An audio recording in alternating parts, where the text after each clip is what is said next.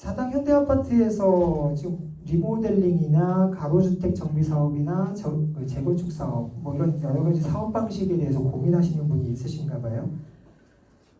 저는 감히 말씀드리지만 지금 재건축할 수 있는 여건이 되시면 리모델링 사업은 가급적이면 좀 후순위로 밀어주십사 하는 의견을 드리고, 가로주택 정비 사업도 하실 수는 있어요. 근데 저희 땅 면적이 10,000제곱미터가 넘어요. 근데 20,000제곱미터가 안 되는 걸로 알고 있는데, 10,000제곱미터가 넘는다면 가로주택 정비 사업을 하려면 구청에서 관리지역으로 지정해 주셔야 되고, 관리지역이 지정돼야 가로주택 정비 사업이 가능합니다.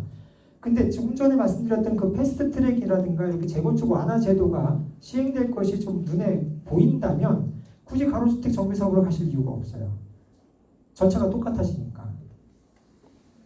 그러면 지금 안전진단이라든가 또 여러분들에 대한 소유자 연락처 확보라든가 이런 것들을 충분히 준비하시는 기간 동안 정책 변화를 좀 충분히 지켜보시고, 굳이 가로주택 정비 사업으로 가게 된다면 오히려 재건축 정비 사업을 그 패스트트랙 개정안에 따라서 가시는 게 동일한 절차로 가실 수 있다라는 거고, 가로주택 정비 사업하고 재건축 사업하고 좀 차이가 나는 건 뭐냐면, 가로주택 정비 사업은 재개발 사업의 성격을 갖고 있기 때문에 아까 뭐라 그랬죠? 땅만 갖고 있거나 건물만 갖고 있어도 조합원이에요. 근데 저희 구역 내에 그런 분들은 없으실 거라고 보지만, 만약 하나 여러분들이 구역을 주택단 아파트가 아닌 다른 주택단지랑 같이 포함해, 그 빌라단지나 이런 데랑 포함해서 한다 그러면 가로주택 정비 사업이 더 불리해질 수 있는 여지도 있습니다.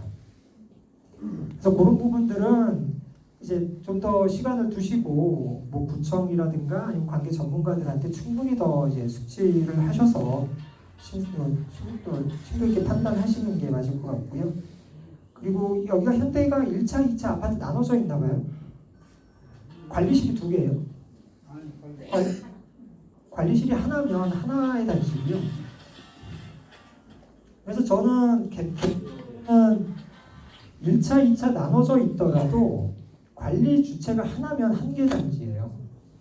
그래서 하나에 통합해서 재건축을 하셔야 될 부분이고, 또 옆에 있는 대립아파트하고도 통합해서 가고 싶어 하시는 분들도 계신 걸로 확인이 됐습니다. 가능합니다, 법적으로도. 압구정 3구역이라고 들어보셨죠? 70층 뭐 설계하다가 막 싸우고 막 그랬던 단지인데, 거기가 14개 단지인가가 통합해서 하고 있어요. 그리고 저희가 지금 하고 있는 그 반포의 메이플자이가 7개 단지를 통합해서 하고 있어요. 단지별로 의사만 충돌이 없으시면 구청한테 우리 같이 할게요라고 해서 정비구역을 하나로 묶으시면 충분히 가능합니다. 자, 근데 하나의 단지로 묶게 되면 무슨 얘기가 나오냐? 내가 살고 있던 집이 제일 좋은데 저쪽하고 같이 하면 저 사람들이 우리 집 오면 나 저리 쫓겨나는 거 아니냐, 이런 생각도 하시고, 내가 저 단지보다 대지 지분이 더 많으니까 재건축하게 되면 우리 대지 지분 뺏기는 거 아니냐, 이런 얘기도 하세요. 아까 대지 지분 뭐라고 했죠? 다 돈으로 이미 바꿔드려요. 뺏기고 말고가 어딨어. 내 돈 확인 받았는데. 그리고 내가 내 원래 살던 자리가 더 좋아, 저 사람들은 여기 살면 안 돼 라고 생각하시는 분들도 계세요. 그것도 가능합니다. 메이플 자이 같은 경우가 북쪽에 살던 사람들은 북쪽에서 먼저 가, 남쪽 살던 사람은 남쪽에서 먼저 가. 그리고 세대수가 늘 거 아니에요. 기존 세대수보다 더 많이 짓잖아요. 일반 분양할 것도 생기고. 남는 집이 있으면 와서 살아. 근데 일단 이쪽은 우리가 먼저 들어갈 거야 라고 관리처분을 그렇게 배정하시면 돼요. 그래서 통합하시는 거에 대해서는 크게 무리는 없으세요. 다만 통합하시는 과정에 단지별로 좀 정서적인 부분이 충분히 고려가 돼야만 진행이 가능하다는 걸 미리 말씀을 드리고요. 그리고 그 신속통합 기획을 하거나 뭐 정비계획 수립을 할 때도 마찬가지인데, 기부 체납이 너무 과다한 거 아니냐, 임대주택은 신속통합으로 하게 되면 기부 체납을 더 하는 거 아니냐라고 우려하시는 분들도 계신데, 신속통합 기획이 됐든 정비구역 지정, 여러분들이 입안 제한 신청을 하시는 민간사업 제한이 됐든 법에서 정한 조건은 똑같습니다. 절차만 바꾸는 게 신속통합 기획이지, 신속통합 기획을 한다 그래서 기존에 여러분들끼리 했던 계산 방식과 다른 계산법을 적용하진 않아요. 그래서 여러분들끼리 정비구역 입안 제한을 하시거나 아니면 신속통합 기획으로 그 정비계획을 수립하시거나, 둘 다 기부 체납하는 비율의 산정 계산법은 똑같습니다. 어디는 많이 내고 어디는 덜 내고 이거 없어요. 절대 오해하시면 안 됩니다. 뭐 신속통합기 처음 나올 때부터 이건 나라가 주도해서 하는 거니까 다 뺏길 거 아니냐, 절대 그런 거 없습니다. 똑같습니다. 다만 그 신속통합기획을 하게 되면 여러분들이 뭐 공원 도로 내는 것보다는 뭐 다른 걸 더 내고 싶다라는 협의 과정이 더 자유로울 수 있어요. 그러면 여러분들이 그런 공원을 두 개를 큰 거를 여기다 넣지 말고 작은 거로 두 개 쪽에서 이렇게 나눠주세요 하는 의사결정 반영하는 게 오히려 더 수월할 수도 있는 게 신속통합기획이다라고 말씀을 드리고요. 그리고 아까 통합재건축은 말씀을 드렸고, 그리고 도로 문제도 말씀을 드렸고, 경사도 평탄화가 어느 정도 가능하냐 또 뭐 질문을 주셨는데 아주 그 오르락내리락 하실 때 힘드셨나 봐요. 경사도는 단지 내에서 경사 레벨은 요즘은 지하주차장, 경사가 있는 단지는 오히려 지하주차장 공사비를 절감하실 수가 있어요. 그러니까 지하를 파지 않고 그냥 데크라고 해서 이 도로에서 바로 들어가면 건축법상은 지하가 되는, 그래서 지하주차장 공사비가 덜 들어갈 수 있는데, 여러분들이 생각하시는 이 단지 평탄화라는 거는 단지 내부에서는 충분히 됩니다. 그래서 단지에서 레벨이 많이 차이가 나면 요즘은 뭐 에스컬레이터나 엘리베이터 설치까지 다 하고 있고, 요즘은 단지 외부에서 여러분들이 활동하시는 게 아니라 차를 내려서 엘리베이터 타고 바로 올라가시기 때문에 단지 평탄화는 크게 이제 요즘 이슈가 되고 있지는 않아요. 근데 만약에 단지 외부하고의 평탄화를 요구하신다면 이건 상당히 어렵습니다. 예를 들어서 도로를 좀 깎아서 우리 좀 여기 쉽게 왔다 갔다 할 수 있게끔 해달라. 근데 그 도로 우리만 쓰는 게 아니잖아요. 도로를 깎으면 옆집이 못 올라가요. 그러니까 그런 부분도 있다는 거고, 안전진단에 대해서 우려들을 많이 하시는데, 안전진단을 하게 되면 등급을 이제 뭐 2등급, D등급 뭐 이렇게 받으시게 되는데, 요즘 이제 점수화돼서 55점이 넘으면 그냥 사세요 뭐 이렇게 얘기를 하고 있는데, 일단 안전진단을 처음에 준비하시는 여러분들끼리도 구청에서 맨 먼저 유관진단 먼저 한다고 했잖아요. 그러니까 그때 어디 무너질 만한 거 있으시면 좀 빨리빨리 이렇게 좀 체크하셔서 구청에서 유관검사 올 때 이건 꼭 봐라. 너 같으면 여기서 살 수 있겠냐. 이걸 빨리 보여주셔야 되고, 진단 기간이 오더라도 그네들은 한 동마다 이제 몇 공씩 물리적으로 이렇게 뚫어야 되는 개수가 있는데, 그때도 여러분들 세대에다가 아마 안내가 갈 겁니다. 정밀 안전진단을 하고자 하는데 일단 뚫어봐야 되잖아요. 때려보거나 깨보거나 뚫어봐야 돼요. 그 집을 신청을 받을 거예요. 근데 진짜 무너질 만한 집들 빨리빨리 신청하셔서 그런 집들 위주로 검사할 수 있게끔 여러분들이 협조하실 수 있는 건 그거예요. 그리고 나머지는 다 점수화돼서 개량화되어 있기 때문에, 그리고 최근 아시겠지만 점수 제도도 많이 완화가 됐고, 그래서 안전진단은 저는 개인적으로 크게 우려를 안 하고 있습니다.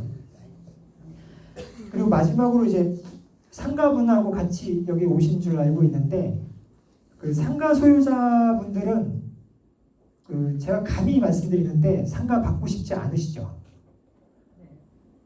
예전에 여기 아파트 분양받을 때는 상가가 더 비쌌을 수도 있어요. 한 30년 전, 40년 전에는 아파트보다 상가가 더 비쌌습니다. 그래서 법에 상가한테 함부로 아파트를 주지 못하게 해놨어요. 근데 지금 이게 세월이 벌써 3-4번 바뀌었는데 이 법이 아직 안 바뀌고 있어요.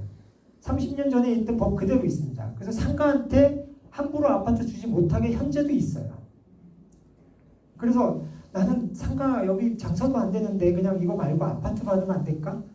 주고 싶어도, 특히나 금년 5월 달인가요? 방배 6구역에서 상가 소유자한테 아파트 공급한 거가 위법하다라고 대법원에서 결정을 해줬어요. 그러니까 법에서 시행령이라고 하죠. 도시및 주거환경 정비법 시행령에 상가를 가진 사람들이 아파트를 받을 수 있는 요건이 정해져 있습니다. 그 정해진 거 외의 방법으로 아파트를 주려면 소유자 전원 100%의 동의가 필요하다. 근데 100% 동의는 사실상 힘들 거예요. 100% 동의 없이 함부로 주는 거는 위법하다. 이게 대법원 판결이에요. 금년 5월 달에 나왔습니다. 자, 근데 그럼 상가 소유자들이 아파트를 전혀 못 받느냐? 그건 아닙니다. 자, 천천히 한번 얘기를 해볼게요. 첫째, 상가를 안 지면 돼요. 상가 안 지면 상가 소유자들 아파트 자유롭게 가실 수 있습니다. 근데 상가 소유자분들끼리도 저도 이제 다른 현장 가면 상가하고 맨날 싸워요. 아파트 달라, 뭐 상가 달라고 싸우는데 그러면 상가 안 짓는 걸로 합의를 해오면 제일 편하다. 상가 안 지면 그냥 아파트 줄 수 있으니까 상가 안 짓는 걸로 합의 좀 해와라. 그럼 꼭 그 상가 소유자 중에 한두 명이 상가 달래요. 그럼 상가 져야 돼요. 상가를 지으면 내가 상가를 받든 안 받든 아파트 받는 자격이 제한됩니다. 자, 그럼 상가를 졌어요. 상가를 지었으면 상가 소유자는 상가부터 받으셔야 됩니다. 상가부터 받고 남는 금액이 아파트 제일 싼 금액보다 높아야 아파트를 받을 수 있어요. 계산을 해볼게요. 아파트 제일 싼 20평짜리 아파트가 20억이다. 근데 내가 상가 평가받은 게 10억의 평가를 받았어요. 근데 상가 조그만 거 하나 받으려니까 5억이야. 그럼 제 평가 금액에서 5억 빼니까 5억 남잖아요. 5억 남는 사람이 20억짜리 아파트 못 가죠.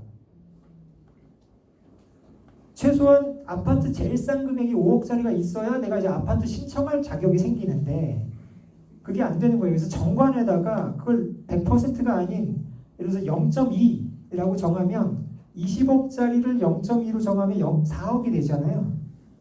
그러니까 그거를 4억짜리로 보면 난 5억 남았었으니까 4억보다 난 높으니까 난 아파트를 신청할 자격이 생겨요.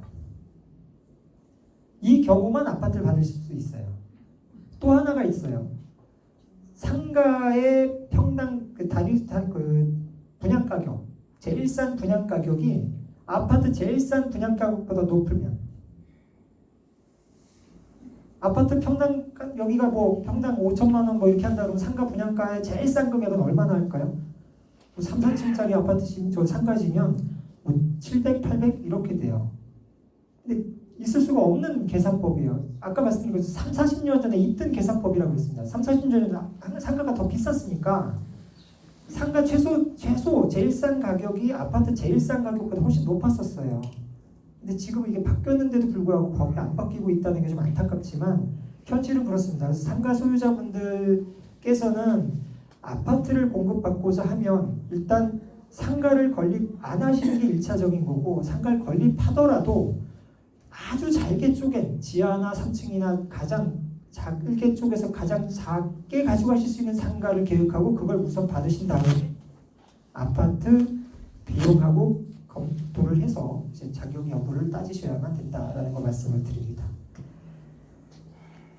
자, 제가 두서없이 떠든 것 같은데 일단 제가 말씀드리고자 했던 내용은 여기서 좀 마치고 이제 개별적으로 궁금하신 거 있으시면 제가 아는 범위 내에서 성심껏 답변 드리도록 하겠습니다.